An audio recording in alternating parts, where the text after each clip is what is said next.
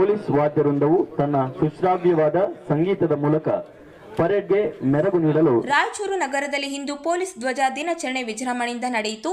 ನಗರದ ಪೊಲೀಸ್ ಕವಾಯತು ಮೈದಾನದಲ್ಲಿ ಪೊಲೀಸ್ ಇಲಾಖೆ ವತಿಯಿಂದ ಕಾರ್ಯಕ್ರಮ ಹಮ್ಮಿಕೊಳ್ಳಲಾಗಿತ್ತು. ಗುರುವಾರ ನಡೆದ ಈ ಕಾರ್ಯಕ್ರಮದಲ್ಲಿ ನಿವೃತ್ತ ಆರಕ್ಷಕ ಉಪನಿರೀಕ್ಷಕರಾದ ಬಸವರಾಜ ಮುಖ್ಯ ಅತಿಥಿಯಾಗಿ ಭಾಗವಹಿಸಿ ಮಾತನಾಡಿದರು. ಪೊಲೀಸರು ಕರ್ತವ್ಯ ನಿರ್ವಹಿಸುವ ಎಲ್ಲೆಡೆ ಪೊಲೀಸ್ ಧ್ವಜದ ಗೌರವ ಕಾಪಾಡುವುದು ಅತ್ಯಂತ ಮುಖ್ಯ ಎಂದರು. ಪೊಲೀಸ್ ಕೆಲಸ ಸುಲಭವಲ್ಲ. ಬಿಸಿಲು ಮಳೆ ಎನ್ನದೇ 24 ಗಂಟೆ ಕರ್ತವ್ಯದಲ್ಲಿರಬೇಕು. ಸಾರ್ವಜನಿಕರ ರಕ್ಷಣೆಗಾಗಿ ಕುಟುಂಬದಿಂದ ದೂರವಿರಬೇಕಾಗುತ್ತದೆ. 1965ರ ಏಪ್ರಿಲ್ 2ರಂದು ಕರ್ನಾಟಕದಲ್ಲಿ ಪೊಲೀಸ್ ಪಡೆ ರಚನೆಯಾದ ನೆನಪಿಗಾಗಿ ಈ ದಿನವನ್ನು ಪ್ರತಿ ವರ್ಷ ರಾಜ್ಯದ ಎಲ್ಲ ಜಿಲ್ಲಾ ಕೇಂದ್ರಗಳಲ್ಲಿ ಆಚರಿಸಲಾಗುತ್ತಿದೆ. ಪೊಲೀಸ್ ಧ್ವಜವು ಶಿಸ್ತು, ಕರ್ತವ್ಯ ನಿಷ್ಠೆ ಹಾಗೂ ಕಾನೂನು ಪಾಲನೆಯ ಸಂಕೇತವಾಗಿದೆ. ಜಿಲ್ಲಾ ಪೊಲೀಸ್ ವರಿಷ್ಠಾಧಿಕಾರಿ ಅರ್ನಂಗ್ಲುಶಿಗಿರಿ ಮಾತನಾಡಿ, ಪೊಲೀಸ್ ಸಿಬ್ಬಂದಿ 24 ಗಂಟೆ ಸೇವೆಯಲ್ಲಿ ನಿರತರಾಗಿದ್ದು ಸಾರ್ವಜನಿಕರ ಸುರಕ್ಷತೆಗೆ ಶ್ರಮಿಸುತ್ತಿದ್ದಾರೆ ಎಂದರು. ಮಾನ್ಯ ಮುಖ್ಯ ಅತಿಥಿಗಳಿಂದ ಅನುಮತಿ ಪಡೆದ ನಡೆಸುತ್ತಿದ್ದಾರೆ.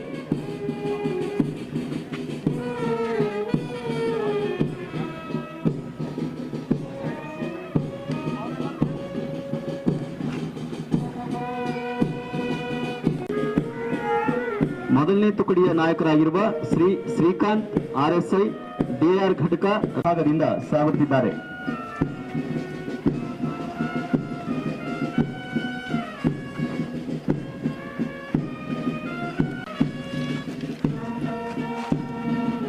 ಶಿಸ್ತುಬದ್ಧವಾದ ನಡಿಗೆಯ ಮೂಲಕ ವಿಧಾನ ನಡಿಗೆ. ಎರಡನೇ ತುಕಡಿಯ ನಾಯಕರಾಗಿರುವ ಶ್ರೀ ಬೀರಣ್ಣ RSI DR ಘಟಕ ರಾಯಚೂರಿನವರು ಮುಖ್ಯ ಅತಿಥಿಗಳಿಗೆ ಗೌರವ ವಂದನೆ ಸಲ್ಲಿಸುತ್ತಾ ವೇದಿಕೆಯ ಮುಂಭಾಗದಿಂದ ತಮ್ಮ ತಂಡದೊಂದಿಗೆ ಸಾಗುತ್ತಿದ್ದಾರೆ. ಮೂರನೇ ತುಕಡಿಯ ನಾಯಕರು ಇರುವ ಶ್ರೀ ನಾರಾಯಣ PSI, ನಾಲ್ಕನೇ ತುಕಡಿಯ ನಾಯಕರಾಗಿರುವ ಶ್ರೀ ಮೊಹಮ್ಮದ್ ಇಸಾಕ್ ಮಾರ್ಕೆಟ್ಯಾರ್ಡ್ ಪೊಲೀಸ್ ಠಾಣೆರವರು ಮಾನ್ಯ ಮುಖ್ಯ ಅತಿಥಿಗಳಿಗೆ ಗೌರವ ವಂದನೆ ಸಲ್ಲಿಸುತ್ತಾ ವೇದಿಕೆಯ ಮುಂಭಾಗದಿಂದ ತಮ್ಮ ತಂಡದೊಂದಿಗೆ.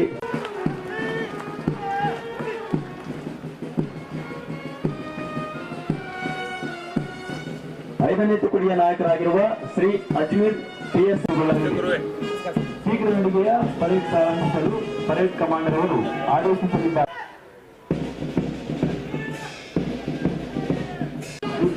ಶೀಘ್ರ ನಡಿಗೆಯ ಮೂಲಕ ಎಲ್ಲಾ ತುಕಡಿಗಳು ಮೈದಾನದ ಮಧ್ಯಭಾಗದಲ್ಲಿ ವೇದಿಕೆಯ ಮುಂಭಾಗದಿಂದ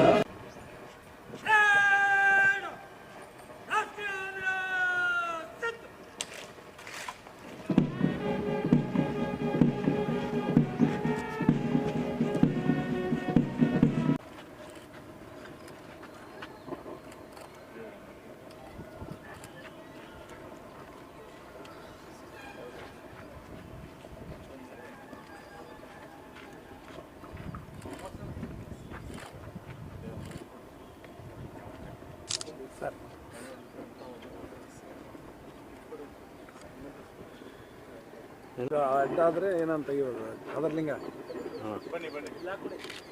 ಸ್ವಲ್ಪ ವೈಡ್ ಆಗೋದು ಕಲಿ ಸ್ಟ್ಯಾಂಡ್.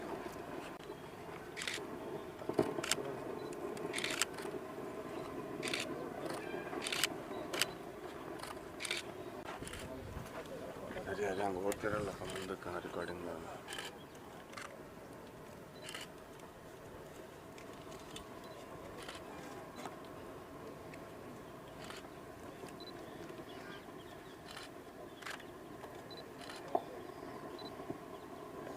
ಧ್ವಜ ಬಿಡುಗಡೆ ಹಾಗೂ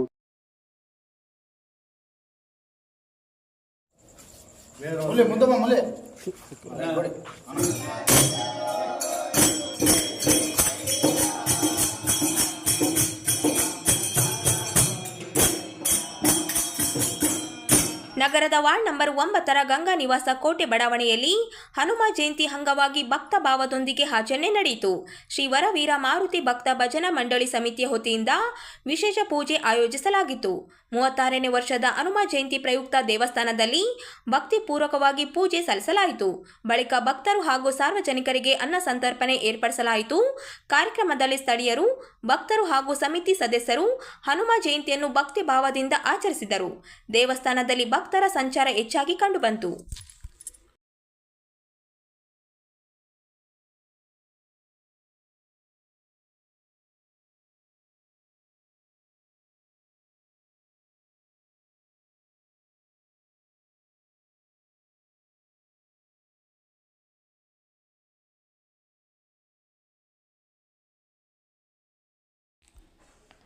ಕೇಂದ್ರ ಹಾಗೂ ರಾಜ್ಯ ಸರ್ಕಾರಗಳು ಕೈಗಾರಿಕೆಗಳ ಸ್ಥಾಪನೆಗೆ ಸಂಪೂರ್ಣ ಸಹಕಾರ ನೀಡುತ್ತಿದ್ದು, ಸ್ಥಳೀಯ ಉದ್ಯಮಿಗಳು ಕೈಗಾರಿಕೆ ಸ್ಥಾಪನೆಗೆ ಮುಂದೆ ಬರಬೇಕು ಎಂದು ಸಣ್ಣ ನೀರಾವರಿ ವಿಜ್ಞಾನ ಮತ್ತು ತಂತ್ರಜ್ಞಾನ ಸಚಿವ ಎನ್ಎಸ್ ಬೋಸರಾಜು ತಿಳಿಸಿದ್ದಾರೆ. ನಗರದ ಕೃಷಿ ವಿಶ್ವವಿದ್ಯಾಲಯದ ಜಗಜ್ಯೋತಿ ಬಸವೇಶ್ವರ ಪ್ರೇಕ್ಷಾಗೃಹದಲ್ಲಿ ನಡೆದ ತೇಜಸ್ ಕಾರ್ಯಾಗಾರಕ್ಕೆ ಚಾಲನೆ ನೀಡಿ ಅವರು ಮಾತನಾಡಿದರು. ರಾಯಚೂರು ಜಿಲ್ಲೆಯಲ್ಲಿ ಕೈಗಾರಿಕಾ ಅಭಿವೃದ್ಧಿಗೆ ಅಗತ್ಯವಾದ ನದಿ, ವಿದ್ಯುತ್, ಹತ್ತಿ, ಭತ್ತ ಸೇರಿದಂತೆ ಸಮೃದ್ಧ ಸಂಪನ್ಮೂಲಗಳಿದ್ದರೂ ಉದ್ಯಮಿಗಳು ಮುಂದೆ ಬರುತ್ತಿಲ್ಲ ಎಂದು ವಿಷಾದ ವ್ಯಕ್ತಪಡಿಸಿದರು. ಜಿಲ್ಲೆಯಲ್ಲಿ ದೇಶದಲ್ಲೇ ಮೊದಲ ಬಾರಿಗೆ ಈ ಕಾರ್ಯಾಗಾರ ಹಮ್ಮಿಕೊಳ್ಳಲಾಗಿದ್ದು, ತಾಲೂಕು ಮಟ್ಟದಲ್ಲಿಯೂ ಇಂತಹ ಕಾರ್ಯಕ್ರಮಗಳನ್ನು ನಡೆಸಿ ಉದ್ಯಮಗಳಿಗೆ ಮಾರ್ಗದರ್ಶನ ನೀಡಬೇಕು ಎಂದು ಹೇಳಿದರು. ಕೃಷಿ ಆಧಾರಿತ ಕೈಗಾರಿಕೆಗಳ ಸ್ಥಾಪನೆಗೆ ಹೆಚ್ಚಿನ ಅವಕಾಶಗಳಿವೆ ಎಂದು ತಿಳಿಸಿದರು. ಜಿಲ್ಲಾಧಿಕಾರಿ ನಿತೀಶ್ ಕೆ ಮಾತನಾಡಿ, ಸ್ಟಾರ್ಟ್ ಅಪ್ ತರಬೇತಿ ಪಡೆಯಲು ನಗರಗಳಿಗೆ ಹೋಗಬೇಕಾದ ಅಗತ್ಯವಿಲ್ಲ, ರಾಯಚೂರಲ್ಲೇ ಉಚಿತವಾಗಿ ತರಬೇತಿ ನೀಡಲಾಗುತ್ತಿದೆ ಎಂದು ಹೇಳಿದರು. ವಿದ್ಯಾರ್ಥಿಗಳು ಸ್ವಂತ ಉದ್ಯಮ ಆರಂಭಿಸುವತ್ತ ಗಮನ ಹರಿಸಬೇಕೆಂದು ಸಲಹೆ ನೀಡಿದರು.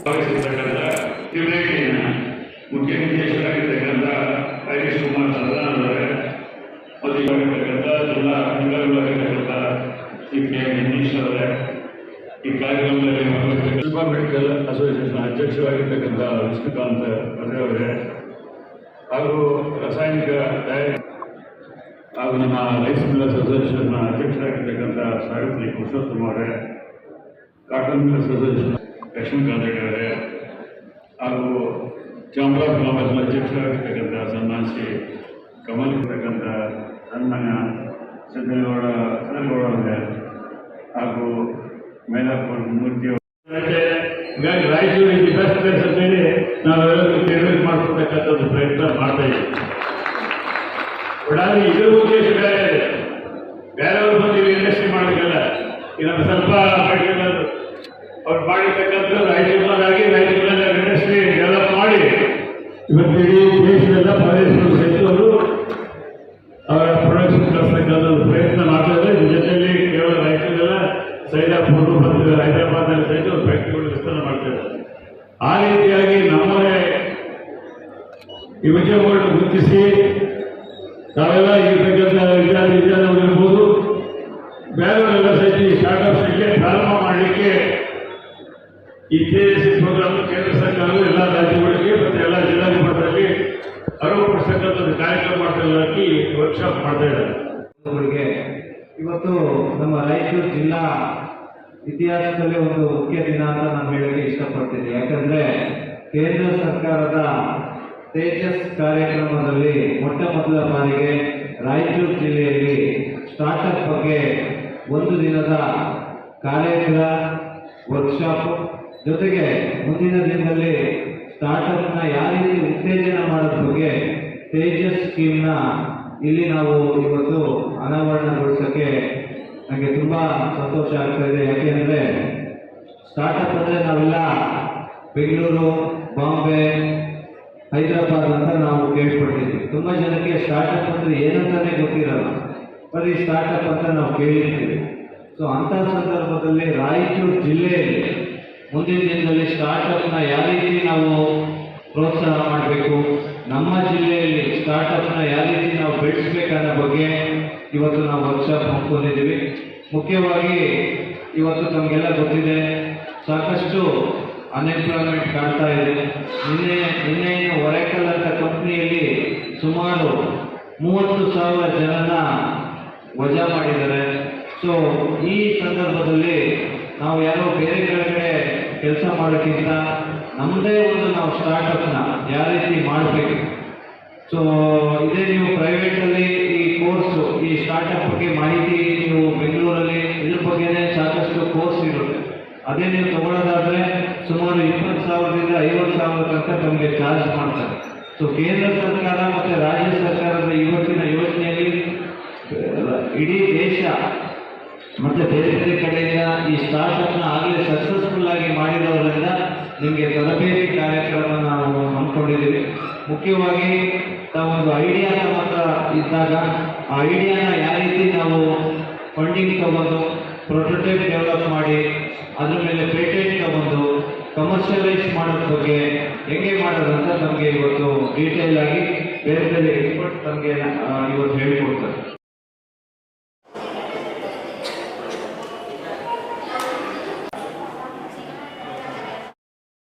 ರಾಯಚೂರು ನಗರದ ಉದಯನಗರದಲ್ಲಿರುವ ಸಾಯಿ ಮಂದಿರದಲ್ಲಿ ಇಂದು ಗುರುವಾರ ಮಧ್ಯಾಹ್ನ 1 ಗಂಟೆಗೆ ಡಿಕೆ ಶಿವಕುಮಾರ್ ಅಭಿಮಾನಿ ಬಳಗದ ವತಿಯಿಂದ ವಿಶೇಷ ಪೂಜೆ ನಡೆಯಿತು.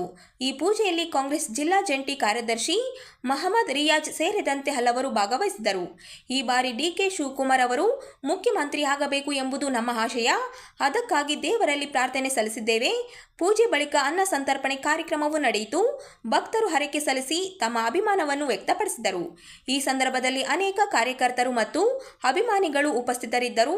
ಡಿಕೆ ಶಿವಕುಮಾರ್ ಮುಖ್ಯಮಂತ್ರಿಯಾಗಬೇಕು ಎಂಬ ಒಗ್ಗಟ್ಟಿನ ಧ್ವನಿ ಕೇಳಿಬಂದಿತು.